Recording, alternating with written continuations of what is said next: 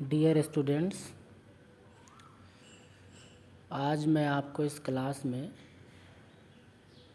Environmental education and disaster management इस subject के बारे में आपको समझाने वाला हूं और आपको ये बताएंगे कि किस तरीके से आप पर्यावरण के बारे में जागरूकता हासिल करेंगे, किस तरीके से आप अपने आप को तैयार करेंगे कि आने वाले भविष्य में पर्यावरण से संबंधित कौन कौन सी चुनौतियां हैं।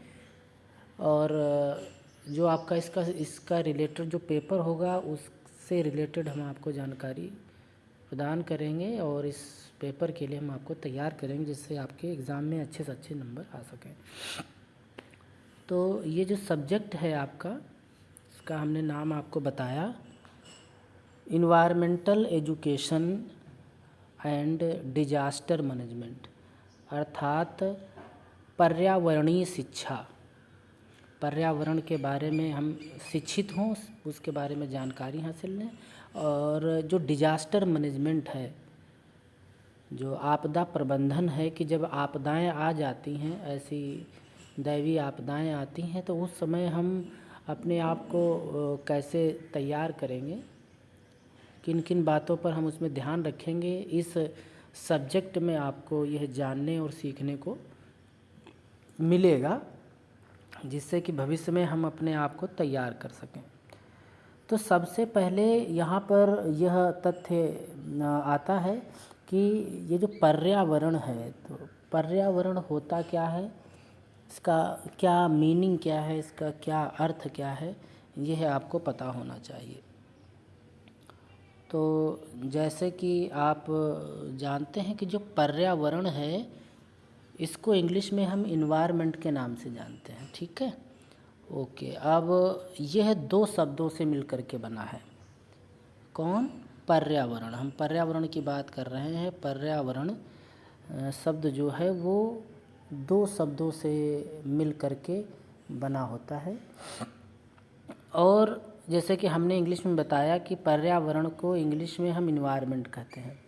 तो जो इन्वायरमेंट शब्द ये है, तो ये डायरेक्ट ऐसे नहीं लिया गया है, यह एक फ्रेंच का शब्द है, ठीक है। एक फ्रेंच भाषा है, लैंग्वेज है, उसमें एक शब्द है ENVIRON है ER, इन्वायरनल। ये इन्वायरनर जो शब्द है, इससे लिया गया है यह इन्वायरमेंट शब्द, जिसका अर्थ होता है हमारा पास पड़ोस, जिसका अर्थ होता है पास पड़ोस। पास पड़ोस, पास पड़ोस आप कह सकते हैं, या आप कह सकते हैं कि आस पास, ठीक है। ये हमारा अर्थ होता है इन्वायरनर का। तो इस इन्वायरनर शब्द से ही इन्वायरमेंट शब्द बना हुआ है। और यहाँ पर जो इसका जो हिंदी शब्द है पर्यावरण, तो यह भी दो शब्दों से मिलकर के बना हुआ है।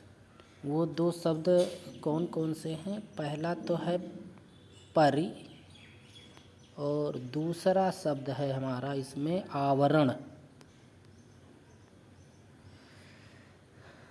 ठीक है। परि प्लस आवरण। तो परि का मतलब होता है बाहर, ठीक है, बाहर। और आवरण का मतलब होता है ढका हुआ, ठीक है। परि का मतलब होता है बाहर चारों तरफ, ठीक है, बाहर की तरफ चारों तरफ। और आवरण का मतलब होता है ढका हुआ। अर्थात आप कह सकते हैं कि इस जगत में जो कुछ भी चारों तरफ से ढका हुआ है, अर्थात जितना भी कुछ आप देख सकते हैं अपनी इन आँखों से, इस ब्रह्मांड में जो कुछ भी आप देख सकते हैं, चाहे वो नदियाँ हों, चाहे वो झरने हों, ठीक है, जीव जंतु, पेड़ पौधे, जानवर, ये सब कुछ हमारे पर्यावरण का ही एक अभिन्न अंग है। तो आपने यह, मुझे लगता है कि पर्यावरण के बारे में आपने समझा कि पर्यावरण क्या होता है और इसका शाब्दिक अर्थ क्या है, ये आप अच्छी तरीके से समझ गए होंगे। अब एक डेफिनेशन आपको एग्ज़ाम में इसकी लिखने के लिए आती है। इस एग्ज़ाम में आपसे पूछा जाता है पर्यावरण से आपका क्या अभिप्राय है। इसको परिभाषित करते हुए पर्यावरण के तत्वों पर अपना प्रकाश डालिए। तो वहाँ पर आपको यह ध्यान रखना होगा कि सबसे पहले आपको इसका जो अर्थ है, इसका मीनिंग क्या है, वो आपको बताना होगा। जैसे कि मैंने आपको बताया कि यह 2 शब्दों से मिलकर के बना है, परि प्लस आवरण, उसको आप डिफ़ाइन कर देंगे। फिर ये है एक फ्रेंच शब्द इन्वायरनर से बना हुआ है, जिसका शाब्दिक अर्थ होता है आस पड़ोस, पास पड़ोस। ठीक है, तो इस प्रकार से आप उसको डिफ़ाइन कर सकते हैं। फिर आप इसकी परिभाषा आप इसमें बता सकते हैं कि कोई एक परिभाषा आप ध्यान में रखिएगा। सबसे आसान जो परिभाषा है इसमें आप देख सकते हैं, ये यहाँ पर दी हुई है। थोड़ा सा हम आप इसको आपके लिए कलर में कर देते हैं। ये एरिया यहाँ आपको ये ध्यान में रखना है। इसमें है कि जीवों को घेरे हुए भौतिक, रासायनिक और जैविक कारकों के समस्त योग को पर्यावरण कहते हैं। ठीक है, ये सबसे आसान डेफिनेशन है, आप इसका इस्तेमाल अपने पेपर में कर सकते हैं। तो जीवों को घेरे हुए भौतिक, जितनी भी भौतिक चीज़ें हैं, अभी हमने आपको उनके बारे में बताया था कि वो नदियाँ हों और चाहे वह जीव जंतु हो, चाहे वो निर्जीव हो, पेड़ पौधे हों, चाहे वो ज्वालामुखी हो, ये भौतिक चीज़ें हैं। भौतिक मतलब आप समझते हैं कि जो प्रकृति के द्वारा उत्पन्न की गई हैं, वो सब हमारी भौतिक चीज़ें होती हैं। रासायनिक चीज़ें और चाहे जैविक कारक हैं। तो अब इनके अतिरिक्त तो कुछ बचता ही नहीं है। भौतिक, रासायनिक और जैविक कारकों में सब कुछ आ जाता है और इन सब का जो योग है, इन सब को समाहित करते हुए ही हम पर्यावरण को देखते हैं। तो इसी को हम पर्यावरण कहते हैं। इन सब के योग को, इन सब के मिले जुले रूप को ही हम पर्यावरण कहते हैं। तो आप इसको थोड़ा सा ध्यान रखिएगा और हम आपसे यह आशा करते हैं कि इसका आप एक शॉर्ट में समरी नोट्स भी आपको बनाने हैं, जिससे कि एग्ज़ाम के टाइम पर आप आसानी से उसको रिव्यू कर सकें, उसको देख सकें कि हमने एग्ज़ाम में क्या लिखना है, क्या हमने उसके लिए क्या तैयार कर रखा है। तो उस टाइम पर हमको ज़्यादा मेहनत करने की ज़रूरत नहीं पड़ती है। अब आप देखते हैं कि बहुत से ऐसे व्यक्ति होते हैं जो यह मानते हैं कि जो पर्यावरण है और जो हमारा जो बायोस्फीयर होता है, जीवन मंडल, जो जीव मंडल होता है, उसको एक ही समझने का प्रयास करते हैं कि जितना जीवन मंडल, जितना जीवन ही है, जो जीवन मंडल है सिर्फ वही पर्यावरण है। लेकिन इन दोनों में बहुत अंतर है, क्योंकि जीवन मंडल में केवल धरातल से 6 किलोमीटर ऊपर आकाश और 8 किलोमीटर नीचे जो समुद्र का तल है, वही एरिया हमारा जो है वो जीवन मंडल माना जाता है। ठीक है, जीवन मंडल जहाँ पर आशा है कि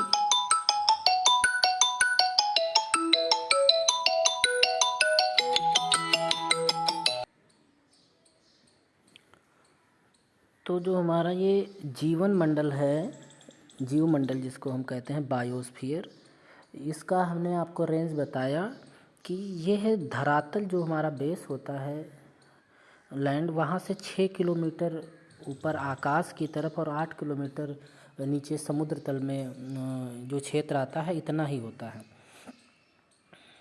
परंतु प्रत्येक जो प्राणी है वो जीवन मंडल के बाहर स्थित कारकों के द्वारा भी प्रभावित होता है, क्योंकि इतना जो ये हमने रेंज बताया है, ऐसा नहीं कि इसी रेंज में रह करके ही मनुष्य प्रभावित होता है, एनवायरनमेंट हमारा प्रभावित होता है। तो इसके अतिरिक्त भी हमारा जो क्षेत्र है, जैसे आप देख लो कि जो 8 किलोमीटर रेंज बताया है उसके अतिरिक्त नीचे न जाने कितनी इसमें समुद्र के अंदर उथल पुथल होती है, जिसके द्वारा भी मनुष्य प्रभावित होता है। और उसके बाद आप देखिए कि आकाश में बहुत सारी ऐसी, जैसे सूर्य ताप हो गया, सूर्य का ताप इतना ज़्यादा होता है, तो वो तो जो हमने ऊपर का रेंज आपको बताया जीवन मंडल का 6 किलोमीटर, उससे बहुत ऊपर है। ठीक है, तो ऐसा नहीं है कि ये जो जीवन मंडल है वो अलग है और जो हमारा पर्यावरण है वो हमारा अलग है। पर्यावरण में ज्वालामुखी से लेकर के पर्वतों पहाड़ों से लेते हुए और सूर्य ताप, समुद्र के अंदर की उथल पुथल, इन सब को समाहित करते हुए जो पूरा एरिया है वो हमारा पर्यावरण के अंतर्गत आता है। तो जीवन मंडल को पर्यावरण के साथ में थोड़ा सा समाहित ना करें, ये अलग से मैंने आपको यहाँ पर थोड़ा सा बता दिया है, क्योंकि पर्यावरण में आप पूरे ब्रह्मांड को समाहित कर सकते हैं कि ब्रह्मांड में जो कुछ भी है वो सब आपके पर्यावरण में के अंतर्गत ही आता है। क्योंकि उस ब्रह्मांड में अगर कुछ भी घटना घटित होती है और उससे मनुष्य प्रभावित होता है तो वो आपके पर्यावरण के अंतर्गत आपका आ जाएगा। तो जो भी इसमें कारक हैं, जो प्राणियों को अथवा निर्जीव कारकों को किसी भी रूप में प्रभावित करते हैं, तो वे कारक प्राणियों अथवा निर्जीव कारकों का पर्यावरण कहलाते हैं। ठीक है, तो मनुष्य जो है वो निर्जीव से भी प्रभावित होता है, सजीव से भी प्रभावित होता है, पानी से भी प्रभावित होता है, सभी से प्रभावित होता है। तो वो सब हमारे पर्यावरण के ही भाग इसमें माने जाते हैं। उसके साथ में आपको ध्यान रखना है कि पर्यावरण में होने वाले परिवर्तन, ठीक है, और ये हमारे दैनिक व्यवहार, स्वास्थ्य आदि में भी परिवर्तन लाते हैं। इसी प्रकार हमारे जितने भी क्रियाकलाप हैं ये भी हमारे पर्यावरण को प्रभावित करते हैं। तो आप यह कह सकते हैं कि पर्यावरण में पाए जाने वाले सभी जीव, निर्जीव पदार्थ, पेड़ पौधे आदि सभी एक दूसरे पर निर्भर रहते हैं। ठीक है, ये सभी एक श्रृंखला है, सभी एक दूसरे पर निर्भर होते हैं, चाहे वो सजीव हो, निर्जीव हो, पदार्थ हो, पेड़ पौधे हों, सभी एक दूसरे पर ही निर्भर रहते हैं। और ये श्रृंखला जब तक अबाध्य रूप से चलती रहती है तब तक ये पर्यावरण हमारा प्रभावित नहीं होता है। लेकिन जैसे ही हम इसमें दोहन करने लग जाते हैं, मनमाने ढंग से हम इसमें क्रियाकलाप करने लग जाते हैं, तो ये पर्यावरण प्रभावित होता है। और उस पर्यावरण से प्रभावित होने का अभिप्राय ये है कि मनुष्य प्रभावित होता है। तो पर्यावरण में पाए जाने वाले सभी जीवों, चाहे वो जीव और अकार्बनिक और कार्बनिक पदार्थ जितने भी होते हैं, ऊर्जा हो, पेड़ पौधों के संरक्षण हेतु प्रकृति ने स्वयं संचालित व्यवस्था हमें प्रदान की है। आपने देखा कि ये प्रकृति में जो भौतिक चीज़ें हैं, जो प्राकृतिक चीज़ें हैं, तो ईश्वर ने हमको प्रदान की है, जो वो स्वचालित हैं, वो अपने आप चलती हैं, अपने आप उनका क्रियाकलाप होता है। लेकिन जैसे हम उसमें ज़बरन कुछ उनको चेंजिंग करने का प्रयास करते हैं, उनमें परिवर्तन करने का प्रयास करते हैं, तो उनसे हमको बहुत दिक्कत आती है और फिर हमारा जो पर्यावरण है वो हमको प्रभावित करने लग जाता है। तो यहाँ पर आपको ध्यान रखना है कि जो आज की प्रगतिशीलता है, क्योंकि जो मनुष्य है वो बहुत ही ज़्यादा अपनी लाइफ में बहुत कम समय में अचीव करना चाहता है, प्रगति की तरफ बढ़ता हुआ जा रहा है और रोज़ रोज़ नए विनाशकारी इंस्ट्रूमेंट्स का आविष्कार कर रहा है, और जिसका परिणाम है वो हमारे पर्यावरण पर पड़ता है और उसकी वजह से जो हमारा संतुलन है वो बिगड़ता जा रहा है। तो यहाँ पर यह ध्यान रखना है कि संतुलन के बिगड़ने से आज जो जंगल हैं, आप देखते हैं कि उनकी दिन प्रतिदिन कटाई हो जा रही है, जंगल बच ही नहीं रहे हैं और जो उपजाऊ भूमि है वो भी हमारी बेकार होती जा रही है।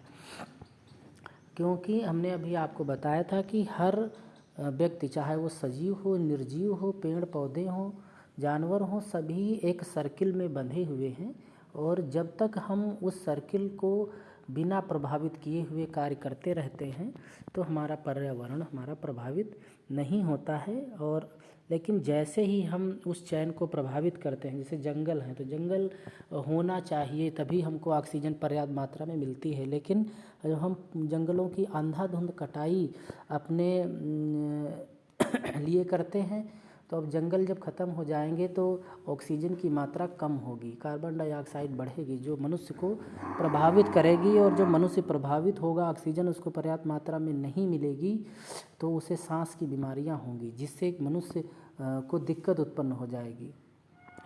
तो ये बहुत ज़रूरी है कि हमें इतना ज़्यादा दोहन नहीं करना है। और जब आप ऐसा करेंगे इन्वायरमेंट हमारा ख़राब होगा, इन्वायरमेंट हमारा दूषित हो जाएगा, नदियों का जो जल है जब वो हमारा जहरीला हो जाएगा तो पर्यावरण प्रदूषण जो है वो उसका स्तर बढ़ने लगेगा। और जब पर्यावरण प्रदूषण का स्तर बढ़ेगा तो जाहिर सी बात है कि मनुष्य का प्रभावित होना स्वाभाविक ही है। तो हमको ये ध्यान रखना है कि हमें पर्यावरण के स्तर को बना करके रखना है, जिसकी वजह से किसी को कोई दिक्कत ना आए। उन सभी कार्यों को ध्यान में रखते हुए क्रियाकलाप अपने संपादित करने चाहिए, अपने क्रियाकलाप पूरे करने चाहिए, तभी हम इस पर्यावरण को सुरक्षित रख पाएंगे। और आज ये ज़रूरत हमको क्यों पड़ी कि हमें पर्यावरण के बारे में पढ़ाया जाए, हमें पढ़ना पड़ा पर्यावरण के बारे में, क्योंकि मनुष्य जो है बहुत महत्वाकांक्षी है, वह दिन प्रतिदिन प्रगति करना चाहता है, उसके लिए वो कुछ भी करने के लिए तैयार रहता है, क्योंकि वह प्रारंभ में नहीं सोचता है कि इसका जो है वो बुरा परिणाम क्या होने वाला है। लेकिन जैसे जैसे मनुष्य अपने कृत्यों पर ध्यान नहीं देता है और अंततः लास्ट में जा कर के जब उसको पता चलता है तब तक बहुत देर हो चुकी होती है।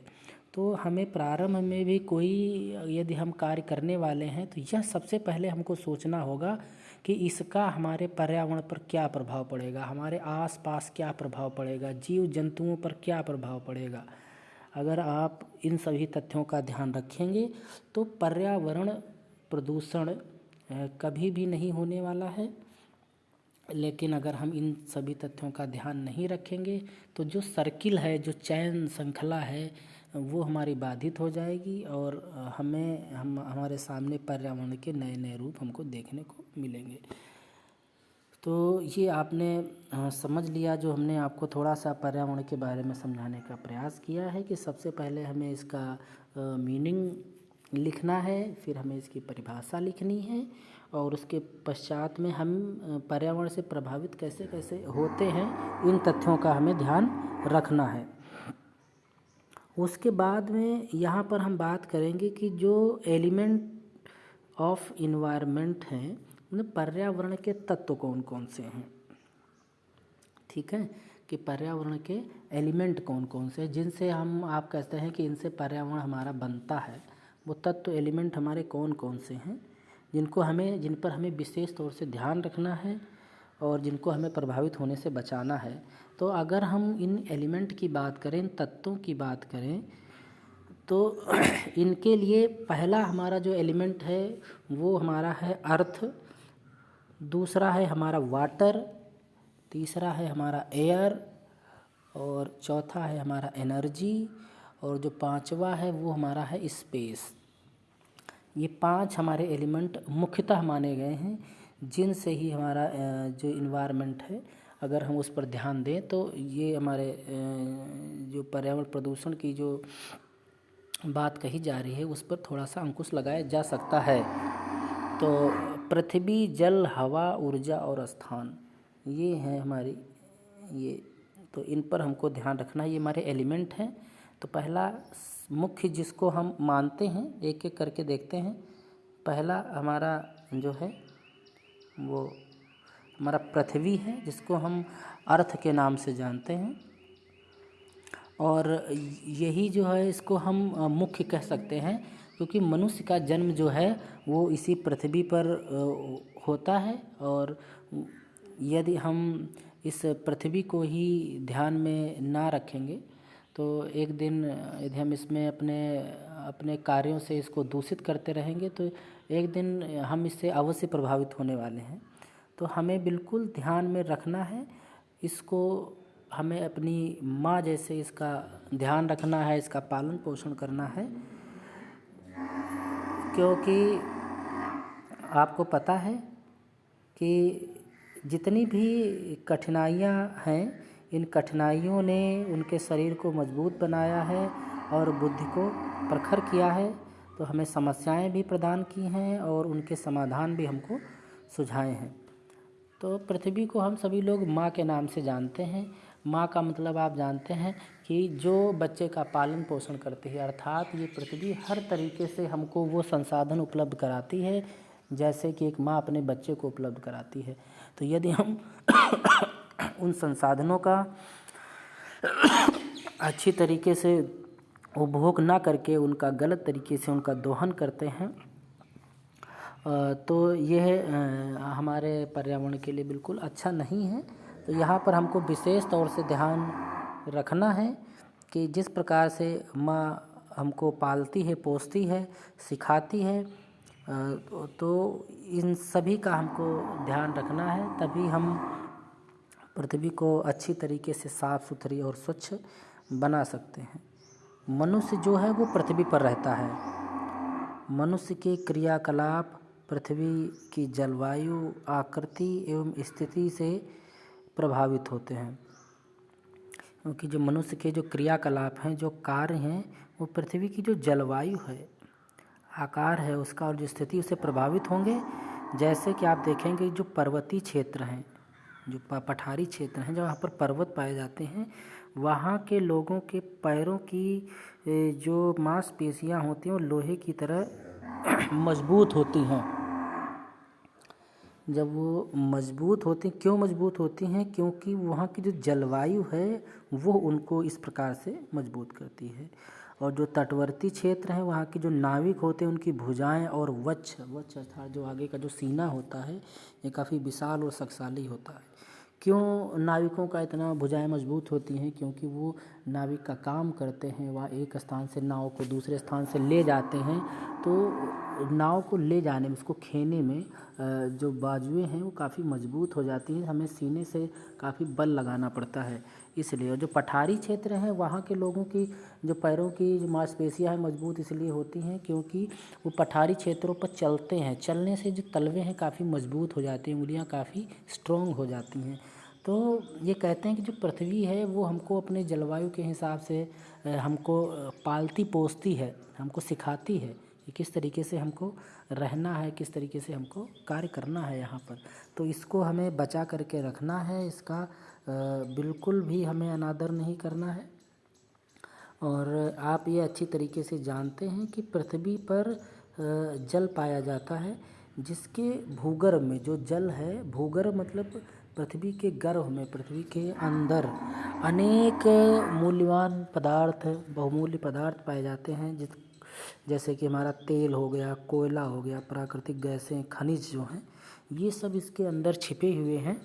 तो मनुष्य को इन प्राकृतिक खनिजों का जो है वो सदियों से इसका इस्तेमाल करता हुआ आ रहा है, दोहन करता हुआ आ रहा है। दोहन का मतलब ये है कि उसका इस्तेमाल करता हुआ आ रहा है। तो जब हम किसी चीज़ का, जैसे तेल है, तो तेल का यदि हम इस्तेमाल बहुत ज़्यादा मात्रा में इस धरती के अंदर से निकालने में करेंगे तो एक दिन ये तेल ख़त्म हो जाएगा। और जैसे कोयला है, तो कोयले को यदि हम बहुत ज़्यादा मात्रा में इसको निकालेंगे तो ये कोयला भी एक दिन समाप्त हो जाएगा। प्राकृतिक गैसें ख़त्म हो जाएंगी। तो जब प्राकृतिक गैसें ख़त्म हो जाएंगी तो जब मनुष्य की आदत एक बन जाती है किसी चीज़ को इस्तेमाल करने में, तो फिर वो उससे परेशान हो जाता है। तो इनका बहुतायत में इतना ज़्यादा प्रभाव अपने ऊपर नहीं पड़ने देना है, जिससे कि जो है इम्बैलेंस की व्यवस्था आ जाए। इम्बैलेंस की व्यवस्था नहीं आने देनी है जी, आपको विशेष तौर से ध्यान में रखना है। इसी के साथ में जो हमारा पर्यावरण है, तो इस पर्यावरण का जो मुख्य तत्व मैंने आपको बताया, वो मुख्य तत्व हमारा पृथ्वी है। क्योंकि जल इसी पर पाया जाता है। मेन क्या है कि आप देखते हैं, कहते हैं ना जल ही जीवन है, तो ये जल है वो हमारा पृथ्वी पर पाया जाता है। और वायु भी इसके चारों ओर घूमती है। मतलब पृथ्वी देखो आप, एक ऐसा एलिमेंट है जिस पर जल भी है और चारों तरफ वायु भी है, वो भी मौजूद रहती है। और जितने अन्य जीव जंतु हैं, चाहे कीड़े मकोड़े पेड़ पौधे आदि हैं, वो सब आपको यहीं पर मिलेंगे। तो इस तरह पर्यावरण के परिवर्तन पृथ्वी द्वारा ही प्रभावित होते हैं। तो हमें कुछ ऐसा नहीं खास करना है जिससे कि हमको भविष्य में दिक्कत का सामना करना पड़े, दिक्कत का सामना उठाना पड़े। ये आपको विशेष तौर से ध्यान रखना है। तो पहले हमको ध्यान क्या रखना है कि एलिमेंट कौन कौन से हैं। तो पहला है पृथ्वी, जल, वायु, और फिर ऊर्जा और स्थान। तो पृथ्वी मैंने आपको बताया कि मुख्य जो है हमारा पृथ्वी ही एलिमेंट है, जिस पर आप देखते हैं कि जल भी संभव है, चारों तरफ से हमारे वायु भी है, ऑक्सीजन भी है, जो हमारे लिए बहुत ही ज़्यादा लाभप्रद है। तो इसमें जितना भी है, इसमें अधिक से मात्रा में किसी चीज़ का दोहन नहीं करना है।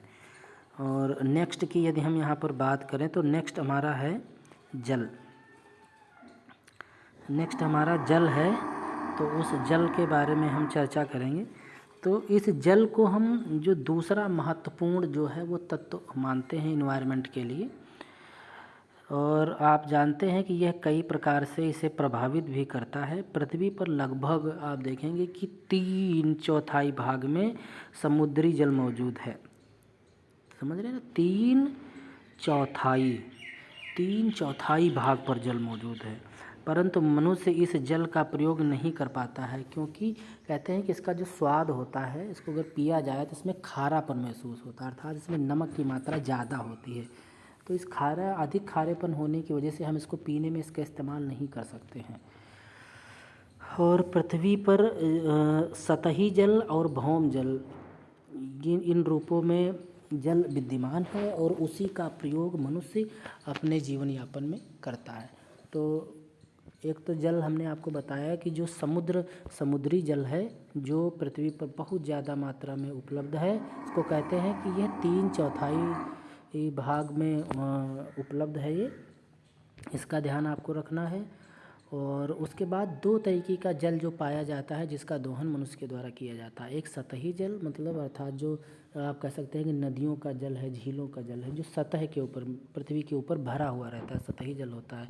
दूसरा होता है भौम जल। भौम जल से मतलब जो भूमि के अंदर जल पाया जाता है, वो हमारा भौम जल है। तो जिसका उपयोग आप देखते हैं कि जो ट्यूबवेल्स होते हैं उनमें इनका इस्तेमाल करते हैं। घरों में जो पीने के लिए हम नल लगवाते हैं, उनमें उनका पानी निकाल करके हम पीते हैं। तो वो, और जैसे जो हमारा सतही जल है, जैसे नदियों का जल होता है, इनसे हम सिंचाई करते हैं, नहरें हैं, सिंचाई करते हैं इनसे। तो इस प्रकार से हम उस जल का इस्तेमाल करते हैं। तो मनुष्य इस जल का इस्तेमाल पीने में कर लेता है, नहाने में, कपड़े धोने में करता है, और बहुत सारे काम है, जानवरों को भी नहलाने में काम करता है जो हम घरों में पालते हैं। तो पृथ्वी पर पाए जाने वाला जो ये जल है तो इस जल में मनुष्य क्या करता है, अपने घरों की गंदगी, अपने कारखानों की जो गंदगी है वो इसमें बहाता है। बहाने के पश्चात में जो हमारी नदियां हैं, नदियों का जल है, वो भी हमारा दूषित हो जाता है इसमें। तो इसमें कई तरह के दूषित होने के पश्चात में पानी में रोगाणु उत्पन्न हो जाते हैं। इससे कि जो जब ये हमारे मनुष्य उनका सेवन करता है, जल को ग्रहण करता है, तो उससे हमारे शरीर में नई नई बीमारियां जो हैं वो उत्पन्न हो जाती हैं, अपना स्थान बना लेती हैं। तो यहाँ पर आपको ये ध्यान रखना है कि आपने देखा कि यदि मनुष्य इनका इतना ज़्यादा दोहन ना करे, इतना ज़्यादा वो ना करे, तो जब वो हमारे घर से निकलने वाला, कारखानों से निकलने वाला जो कचरा है, जो अवशिष्ट पदार्थ है, वो जा कर के अगर नदियों में नहीं मिलता है, तो वो हमारे आगे के लिए ख़तरनाक साबित नहीं होता है। तो इन सब बातों का हमें ध्यान रखना है। तो जल को एक माध्यम माना गया है जो पर्यावरण में आज के समय में अहम भूमिका निभा रहा है। तो ये यहाँ पर विशेष तौर से ध्यान देना है। जो ये प्रदूषित जल है, ये मनुष्य के लिए ही नहीं बल्कि पेड़ पौधों के लिए भी घातक सिद्ध होता जा रहा है ना। तो जल की आवश्यकता सिंचाई के लिए भी करते हैं। इसके लिए जल की उपलब्धता पर्यावरण के क्रियाकलापों को प्रभावित करती है। जहाँ जल प्रचुर मात्रा में नहीं पाया जाता है वहाँ फसलें अच्छी नहीं होती हैं, लोग संपन्न नहीं होते हैं, उनका रहन सहन पर भी काफ़ी अच्छा प्रभाव नहीं पड़ता है, लोग परेशान रहते हैं, उनका रहन सहन भी अस्त व्यस्त रहता है, वहाँ के लोग गरीब होते हैं। और ये देखा जाता है जहाँ पर अत्यधिक बाढ़ भी गरीबी का कारण बन जाती है। इस प्रकार पानी जहाँ एक ओर संपन्नता लाता है तो वहीं दूसरी ओर विनाशकारी भी हो जाता है। तो जल को हमने द्वितीय स्थान के रूप में यहाँ पर चिन्हित किया है।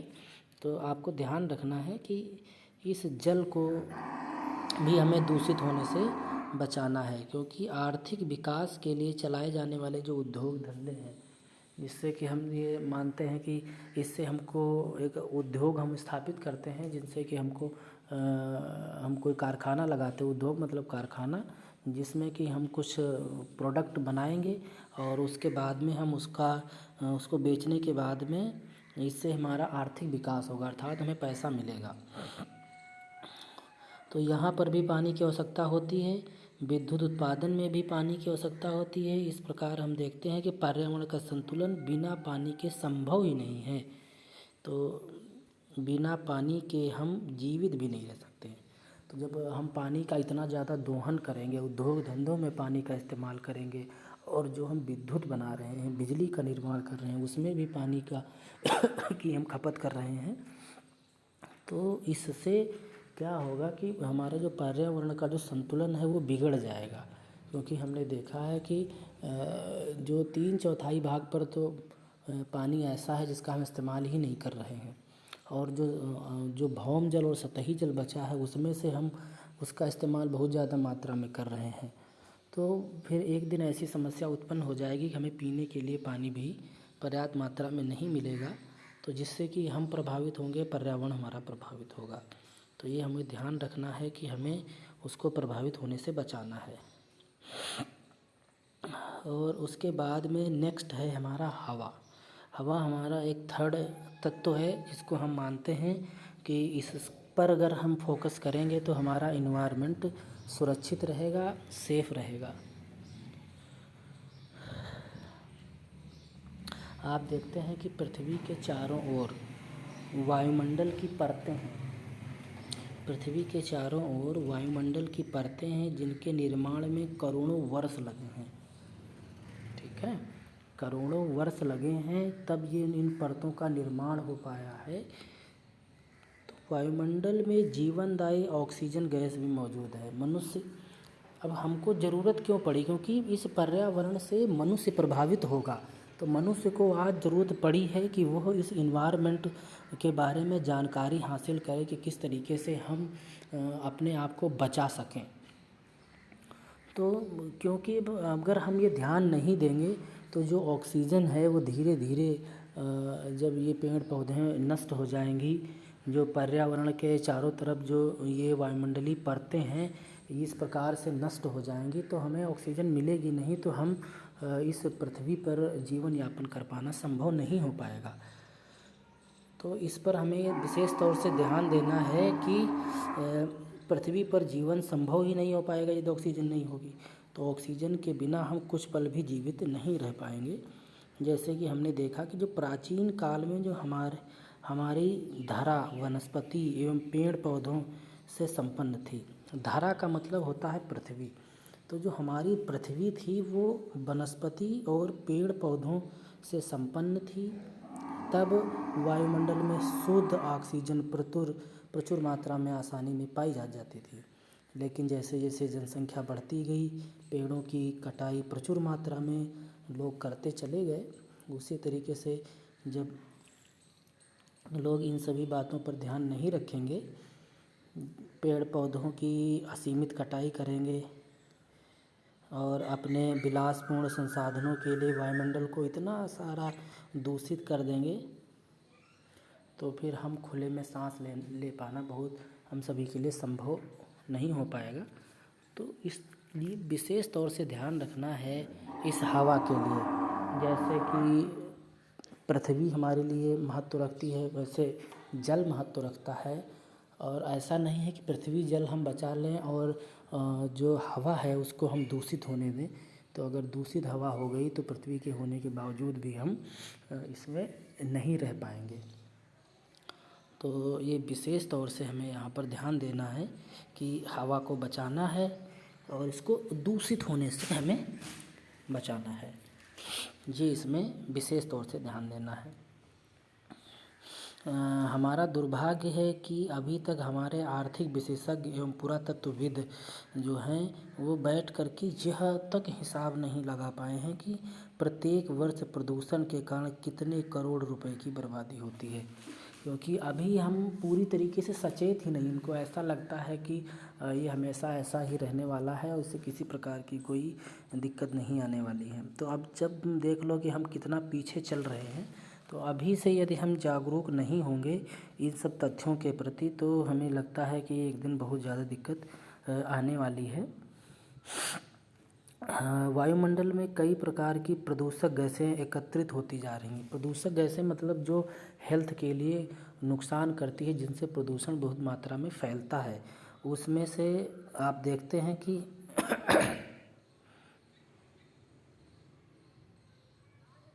जैसे नीदरलैंड है, वहाँ पर carbon monoxide, nitrous oxide, formaldehyde, benzopyrene और धुएं की मात्रा निर्धारित सीमा से अधिक होती चली जा रही है। आप देखते हैं कि दिल्ली में इतना ज़्यादा पॉल्यूशन है कि लोग वहाँ पर सांस की बीमारियों से परेशान हो रहे हैं, उनको सांस लेने में दिक्कत आ रही, दमा की बीमारी वहाँ पर हो रही है। तो ये क्यों हो रहा है? वो इसीलिए हो रहा है कि दिल्ली का जो क्षेत्र है वो बढ़ता चला जा रहा है। तो जो पास पड़ोस के जो पेड़ पौधे थे वो सब काट काट करके वहाँ पर बिल्डिंगें बनाई जा रही। तो जहाँ पर बिल्डिंगें बन जाएंगी तो वहाँ पर जब पेड़ पौधे नहीं रहेंगे, ऑक्सीजन की मात्रा कम होगी, तो जो प्रदूषण गैसें हैं ये तो बढ़ेंगी, ये बढ़ेंगी तो ये हमारे लिए हार्मफुल होंगी। तो आपको ये ध्यान रखना है कि हमें अपने आप को सेफ़ करना है किसी भी हालत में। और ये जो प्रदूषक गैसें हैं जिनमें हमने नाम आपको बताया, ये आपको ध्यान रखना है। Carbon monoxide, nitrous oxide, formaldehyde और बेंजोपायरीन, ये गैसें हैं जो हमारे लिए हानिकारक हैं। उसके साथ ही कुवैत और इराक के युद्ध में जो खनिज तेल के जलने से इतना धुआं वायुमंडल में मिल गया था कि यह भारत वर्ष के पहाड़ी क्षेत्रों में काली बर्फ़ के रूप में गिरा। इतना ज़्यादा वहाँ पर जो धुएं का जो कचरा था, कचरे के रूप में जो गैसेस वहाँ से निकली और वायुमंडल में मिल गई। मिलने के बाद में जब भारत की तरफ वो आए तो पहाड़ी क्षेत्रों पर वो बर्फ़, काले काले बर्फ़ के रूप में वहाँ पर उनके टुकड़े पाए गए। इतना ज़्यादा इन्वायरमेंट हमारा दूषित हो गया था। तो आपको ध्यान रखना है, चूँकि हमारा देश जो है वो अभी विकासशील देश है। विकासशील देशों में बहुत तेज़ी से विकसित देशों की श्रेणी में आने के लिए लोग प्रयास करते हैं, तो अंधाधुंध काम करते हैं बिना अपने आप को बचाए हुए, भविष्य का ध्यान में रखते हुए। तो सभी को ध्यान रखना है और इसमें सबका योगदान होना चाहिए, एक छोटे से व्यक्ति से लेकर के एक बड़े व्यक्ति तक। तभी हम अपने वायुमंडल को सुरक्षित रख पाएंगे, अपनी हवा को शुद्ध हम रख पाएंगे। तो देखते हैं कि पृथ्वी पर जीवन बनाए रखने के लिए अभी आवश्यक हो गया है कि हम अपने वायुमंडल को शुद्ध रखें, तभी हम अच्छी तरीके से सेफ रह सकते हैं। तो हम सभी लोग प्रयास करेंगे कि वायुमंडल को कैसे स्वच्छ रख सकें, अपने पास पड़ोस में पेड़ लगाएंगे, जिसकी वजह से सबकी जिम्मेदारी अपनी अपनी स्वयं, जब तक व्यक्ति अपनी जिम्मेदारी तय नहीं करेगा तब तक हम अपने एनवायरनमेंट को शुद्ध, स्वच्छ और अच्छा हरियाली वाला नहीं बना सकते हैं। तो मुझे लगता है कि आप सभी इसमें अपना सहयोग प्रदान करेंगे और अपने लिए ही हमको करना है। जब हम अपने लिए वो करते हैं अच्छे काम, तो वो आगे चल करके सबको प्रभावित करते हैं, सबके लिए अच्छे होते हैं।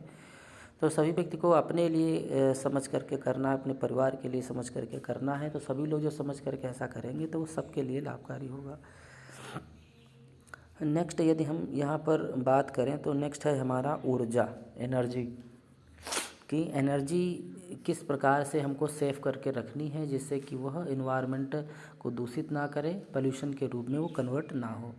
तो हमने आपको बताया कि हमारा देश जो है वो विकासशील देश है, विकास के प्रति सजग हैं, अपने देश को विकसित श्रेणी में लाने के लिए हम प्रयास कर रहे हैं।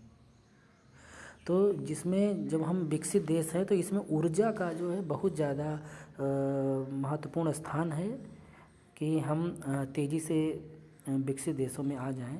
तो इसके अभाव में किसी भी प्रकार का विकास जो है वो संभव नहीं होता है ऊर्जा में। तो क्योंकि हमने देखा कि प्राचीन काल में ही जो प्राकृतिक ऊर्जा के स्रोत थे उनका प्रयोग ही मनुष्य करता था, सिर्फ प्राकृतिक ऊर्जा का। और प्राकृतिक ऊर्जा अब कौन सी है? सौर ऊर्जा,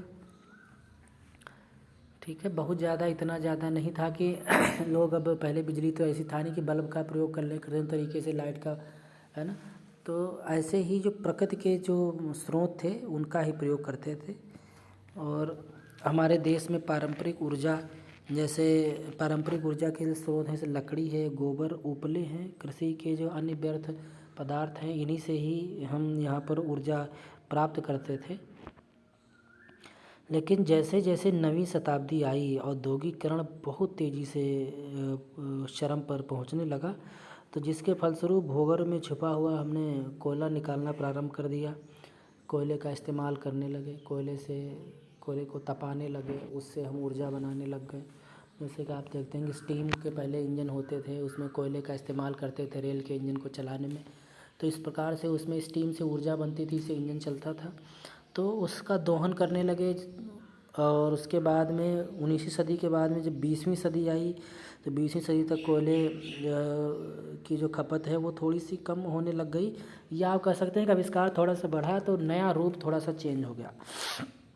तो उस समय तक क्या हुआ कि जो खनिज तेल थे उनको निकालना हमने प्रारंभ कर दिया, खनिज तेलों का इस्तेमाल हम इसमें करने लगे। और खनिज तेल, फिर क्या हुआ कि कुछ समय आगे चल कर के यह स्रोत भी जो है पर्याप्त मात्रा में, आप कह सकते हैं, नहीं बचे, या फिर टेक्नोलॉजी का एक नया रूप बदल गया और फिर हम नाभिकीय ऊर्जा का प्रयोग करने लगे। और जब हम नाभिकीय ऊर्जा का प्रयोग करने लगे तो नाभिकीय ऊर्जा आपको पता ही है कि किस तरीके से होती है, जो साइंस के स्टूडेंट हैं।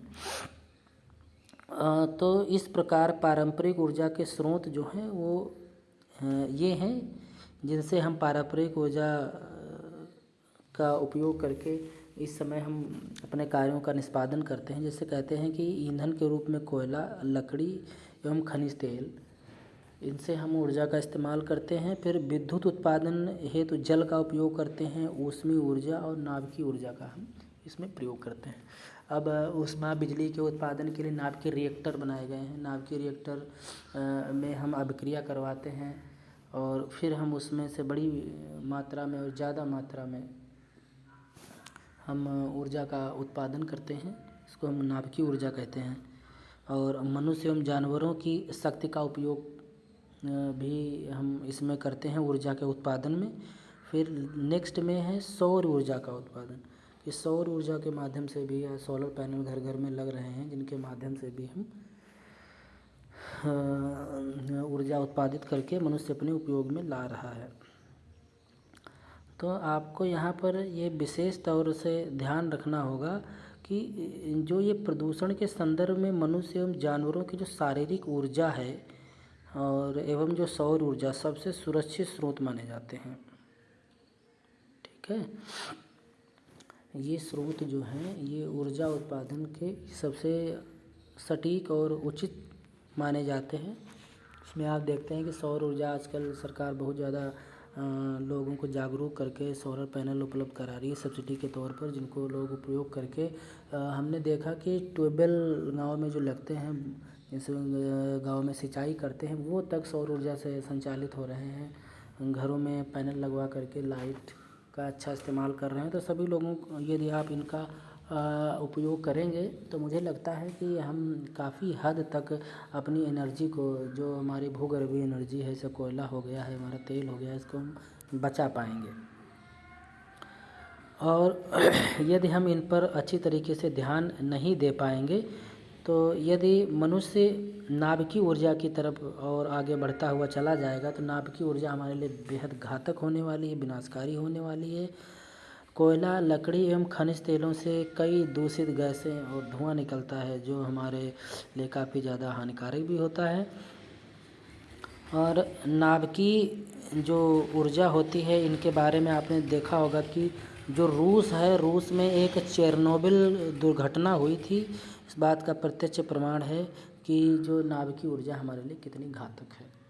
चेरनोबिल जो दुर्घटना है इसमें कहते हैं कि जो नाभिकीय रिएक्टर था उस नाभिकीय रिएक्टर पर एक प्रयोग करने के लिए इसमें विचार चल रहा था और जब इसका टेस्ट होने वाला था उस टेस्टिंग में ये देखना चाह रहे थे कि यदि नाभिकीय रिएक्टर में ये चीज़ें बंद कर दिया, क्योंकि नाभिकीय ऊर्जा में बहुत ज़्यादा मात्रा में ऊर्जा उत्पन्न होती है, तो ये कितनी देर तक ये सबको ऊर्जा प्रदान कर सकता है।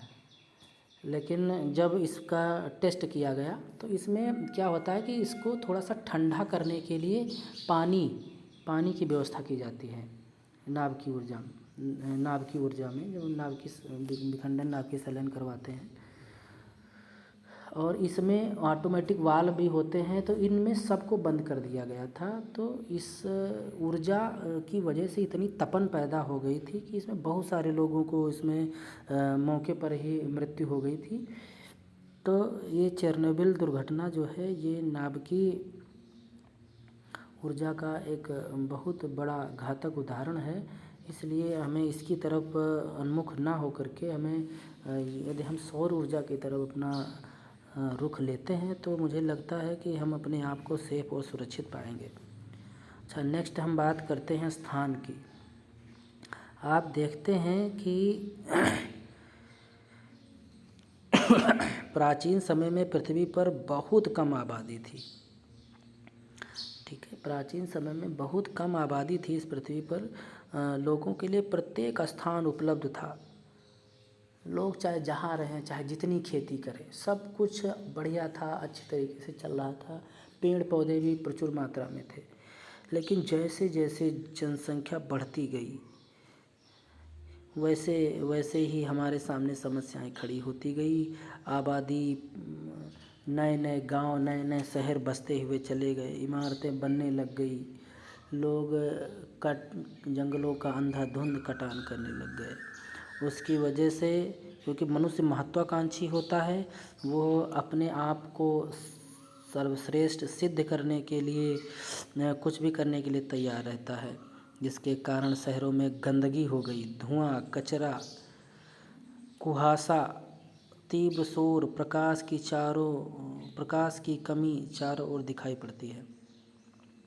क्योंकि जब हम अंधाधुंध कटाई करेंगे पेड़ पौधों की, अपने विलासी जीवन को बिताने के लिए हम ये नहीं ध्यान रखेंगे कि यदि हम हर चीज़ को नष्ट कर देंगे, हर जगह हम बहुमंजिला इमारत बना देंगे यहाँ, तो फिर हमारा जो जीवन है वो मुश्किल हो जाएगा और हमारा पर्यावरण हमारा जो है वो दूषित हो जाएगा। यही कारण है कि आप देखते हैं कि थोड़ी सी ही जैसे ठंड होती है तो कुहासा जो है वो चारों तरफ दिल्ली के क्षेत्रों में छाया रहता है। वहाँ पर लोगों को चलने में दिक्कत होती, दिखाई नहीं पड़ता है, क्योंकि इतनी वहाँ पर धुंध ही रहती है।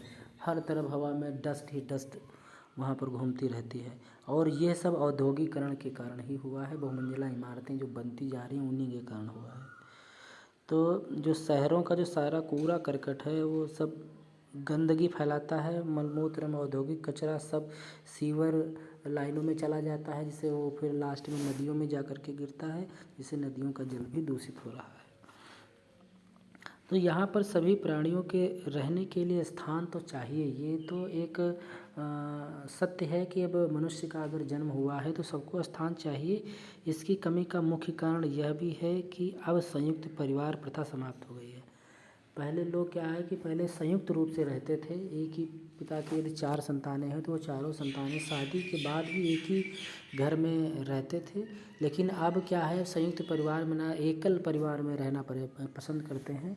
4 बच्चे हैं, 4 घर बनाएंगे। 4 घर बनाएंगे तो उसके लिए स्थान की ज़रूरत होगी, और जिसकी वजह से वो अंधाधुंध कटाई करते हैं। तो ये यहाँ पर विशेष तौर से ध्यान में रखना है कि हमें थोड़ा सा ज़्यादा मुझे लगता है कि हाँ, रहने के लिए स्थान की ज़रूरत है, लेकिन यदि हम थोड़ा सा संयुक्त परिवार की तरफ रुख करें तो उससे हमारे परिवार में खुशियाँ भी रहेंगी, और हम अपने परिवार के साथ में अच्छी तरीके से रह पाएंगे, और हम अपने इन्वायरमेंट को बचा पाएंगे।